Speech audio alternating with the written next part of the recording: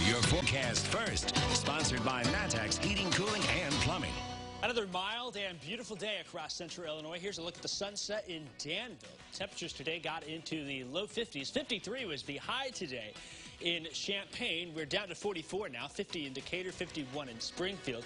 As we see temperatures drop, we keep the clear sky in place. That will allow, once the sun sets, for temperatures to drop even quicker. We're down into the 20s tonight, staying dry all across the Great Lakes and upper Midwest region here. Tonight, then, as those temperatures drop, we'll keep it mostly clear sky, down to 28. There is rain ahead, though, along with some winds. We're going to talk about all of that as WCIA 3 News at 6 starts right now. You're watching your local news leader. This is WCIA 3 News at 6. Police have arrested the man who they say is responsible for puncturing holes in more than 100 car tires in Urbana. Records show he's no stranger to police. Good evening, I'm Jen Lask. Police arrested 36-year-old Dallas Bone last night. Home surveillance videos shared by people in Urbana showed the suspect slashing holes on more than 100 cars in the southwest side of town. Police say they found Bone walking down Vine Street Friday night, not too far from the police department itself. They took him into custody. He faces multiple charges and has 2 outstanding warrants in other counties. Police say this is still an ongoing investigation, and they are encouraging anyone else with photos or videos to contact them or Crime Stoppers. You've seen videos like this one in the past of big parties for unofficial St. Patrick's Day in Campus Town. With the holiday just days away, parties would normally be expected this time of year once again. But as WCIA 3's Jamie Mays explains, city leaders aren't anticipating any big groups in bars. In the past, unofficial St. Patrick's Day attracted a big crowd near campus, but city leaders are expecting things to be much quieter this year.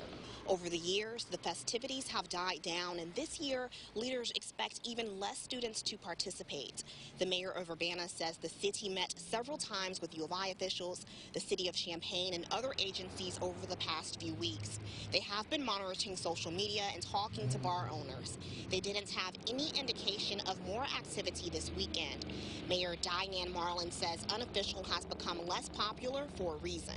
It was not a safe activity.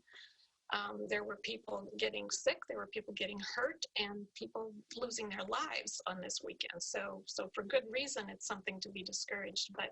But certainly with the pandemic, something like this just can't happen, and it shouldn't happen, and it isn't. I checked in with U of I police to see if there were any crowds Friday night. I was told there was nothing out of the ordinary. It was a typical Friday night. Jamie Mays, WCIA 3, your local news leader.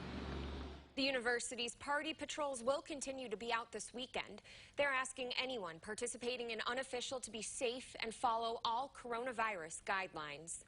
The Illinois Department of Public Health is reporting 2,565 new cases of COVID-19, including 50 more deaths. A record 134,000 doses of vaccines were given in Illinois yesterday. It's also reporting 8.52% of the state has been fully vaccinated for the virus.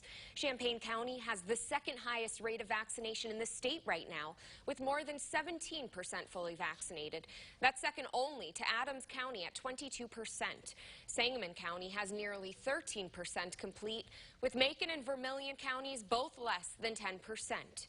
Meanwhile, a Chicago Tribune report says COVID-19 vaccines were given to hundreds of U of I employees who weren't yet eligible, including coaches and instructors. CUPHD told the Tribune state guidelines on higher education employees versus primary education employees weren't clear. Both primary and higher ed employees have had face-to-face interactions with students. Roughly 1,500 U of I employees were given their first shots at the beginning of February. We reached out to the university and CUPHD for comment. March is National Kidney Month, and one woman from Danville knows better than most how important a healthy kidney is.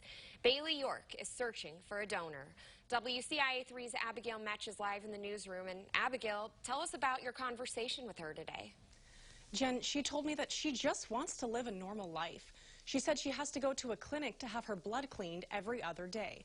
And if she doesn't find a donor, she'll have to do this for the rest of her life. I go Monday, Wednesday, Friday from 5 a.m. to about 9 o'clock a.m. Bailey York is on dialysis. Her kidneys failed 3 years ago. I was terrified. I mean, you go from just going to a doctor's appointment to be like, hey, we got to send you to the hospital. She's been in and out of the hospital since she was 2 years old. I almost failed elementary school, middle school, just because I was never there. Now she's 26, and she's searching for a kidney donor. This is a post she shared on social media, asking people to consider donating.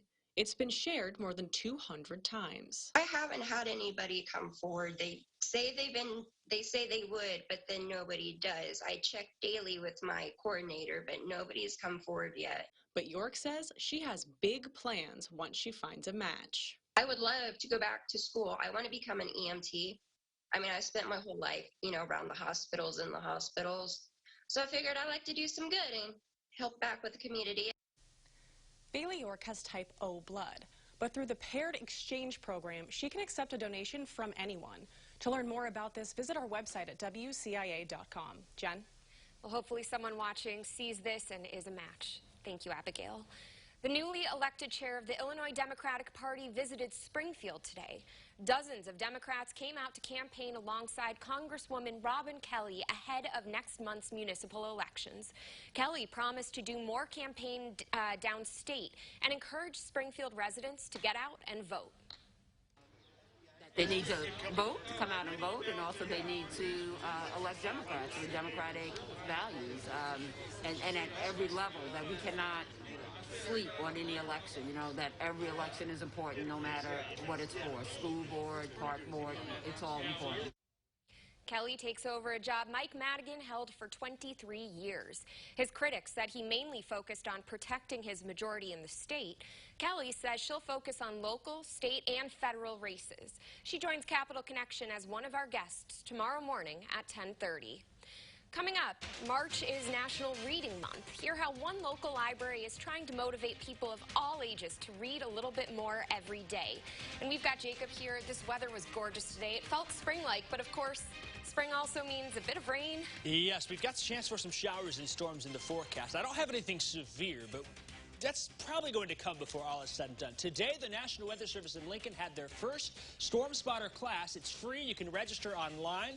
If you missed it, a number of dates are ahead here. They'll be on from next Thursday and Tuesday and all the way through the rest of the month. We've got details on how you can join the National Weather Service Storm Spotter classes on our website. We'll talk more about the spring rain and thunderstorms heading our way next week, coming up after this.